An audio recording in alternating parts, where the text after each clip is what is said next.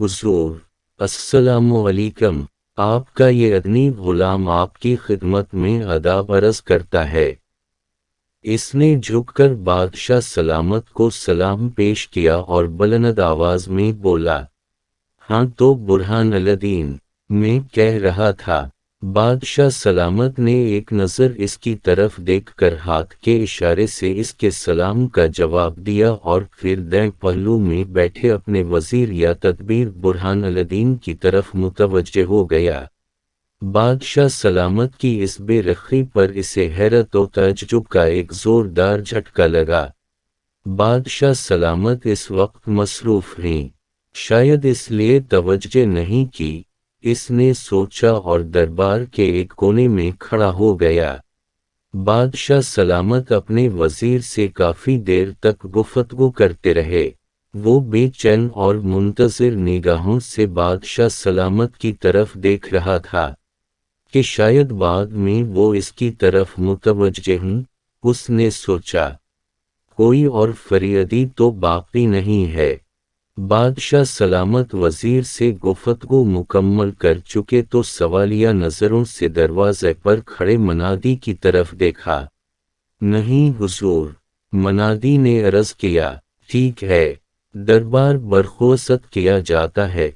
بادشاہ سلامت کی باراب آواز دربار میں گونجی۔ تمام درباری دروازے کا رخ کرنے لگے۔ ہاں تو یہ بات تھی، حضور مجھ سے اکیلے میں ملاقات کرنا چاہتے تھے۔ اس نے دل ہی دل میں سوچا اور وہ دروازے سے گزرتے ہوئے درباریوں کو دیکھتا رہا، یہاں تک کہ تمام دربار خالی ہو گیا۔ بادشاہ سلامت اپنے تخت سے اٹھے اور دروازے کی طرف بڑھے۔ ان کے ساتھ وزیر یا تدبیر اور خدام بھی تھے، وہ بھی دروازے کے پاس ہی کھڑا تھا۔ بادشاہ سلامت نے گزرتے ہوئے آنکھیں اٹھا کر بھی اس کی طرف نہیں دیکھا اور باہر نکل گئے۔ وہ ہکا بکا انہیں جاتے دیکھتا رہا۔ اسے ان سے کم از کم یہ امید نہ تھی۔ جب تک بادشاہ سلامت نظروں سے الجھل نہ ہو گئے اس نے ان سے نظریں نہ ہٹائیں۔ پھر وہ ایک جھٹکے سے اپنی جگہ سے دروازے کی طرف بڑھا۔ مارے غم و غصے کے اس کا چہرہ سرخ ہو رہا تھا۔ باہر اس کا گھوڑا بندھا ہوا تھا۔ وہ گھوڑے پر سوار ہوا اور اس کو ایر لگا دی۔ کچھ ہی دیر بعد اس کا گھوڑا ہوا سے باتیں کر رہا تھا۔ وہ اپنے ملک یونان کا شاہی طبیب تھا۔ اس کا نام حکیم داؤد تھا۔ وہ بہت ہی قابل اور ذہین آدمی تھا۔ یونان کے بادشاہ سلامت سمیت ہر آدمی اسے بڑی قدر و منزلت کی نگاہ سے دیکھتا تھا۔ تقریباً 1 سال قبل اچانک اس کے پڑوسی ملک کا بادشاہ گھوڑے سے گر پڑا، جس سے اس کی گردن کے مہرے سرک گئی اور بادشاہ اپنی گردن ہلانے سے قاصر ہو گیا۔ اس کی گردن اکڑ کر رہ گئی تھی۔ اس کے ملک کے شاہی طبیبوں نے بہت کوشش کی کہ کسی طرح بادشاہ کی گردن کے مہرے واپس اپنی جگہ پر بیٹھ جائیں مگر وہ ناکام رہے۔ بادشاہ بے حد تکلیف میں تھا۔ اکڑی ہوئی گردن کے ساتھ اس کے لیے ایک ایک لمحہ گزارنا بھاری ہو رہا تھا۔ ان دنوں یہ یونانی حکیم داؤد اس پڑوسی ملک میں اپنے ایک دوست حکیم کو ملنے آیا ہوا تھا۔ اس کو بادشاہ سلامت کی بیماری کی خبر ملی تو وہ دربار میں حاضر ہوا۔ حضور دہکتے ہوئے انگارے منگوائیے، اس نے عرض کیا۔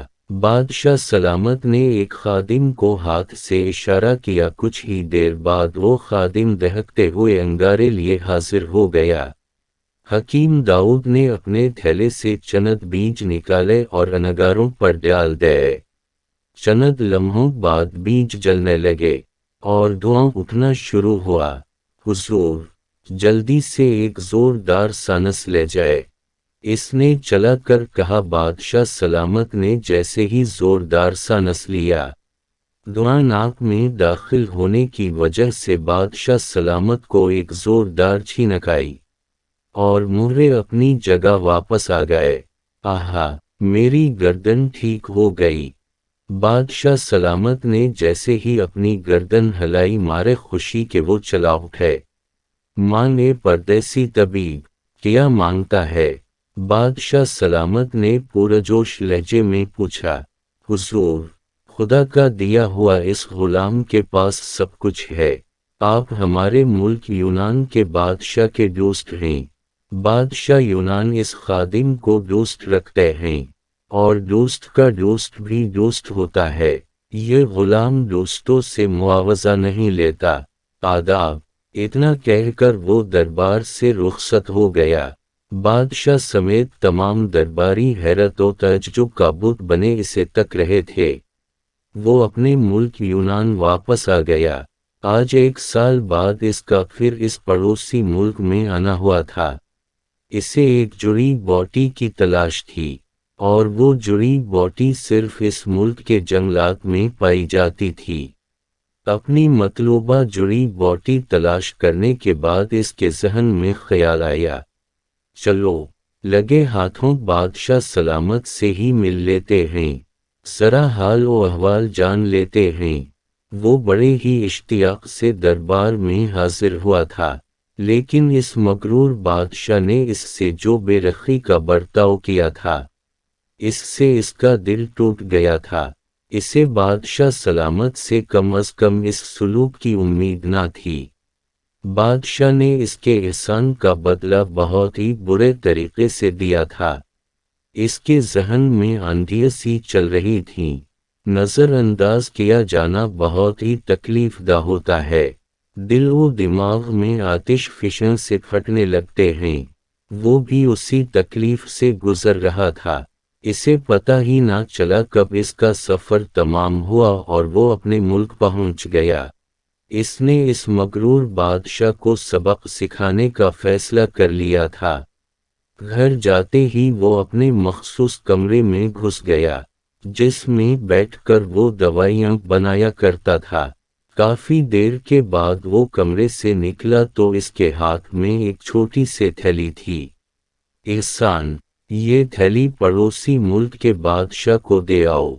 इसे मेरा सलाम कहना, और कहना कि यूनानी हकीम दाऊद की तरफ से ये कबूल फरमाइए। इसने अपने वफादार गुलाम को वो थैली थमाते हुए कहा था। गुलाम थैली लेकर इस बादशाह सलामत की खिदमत में पहुंचा। हुजूर, हमारे मुल्क यूनान के माया नाज शाही हकीम दाऊद ने ये नजरान आपकी खिदमत में पेश किया है। गुलाम ने थैली बादशाह सलामत को देते हुए कहा। बादशाह ने थैली खोली तो इसमें चनद बीज और साथ ही एक खत था।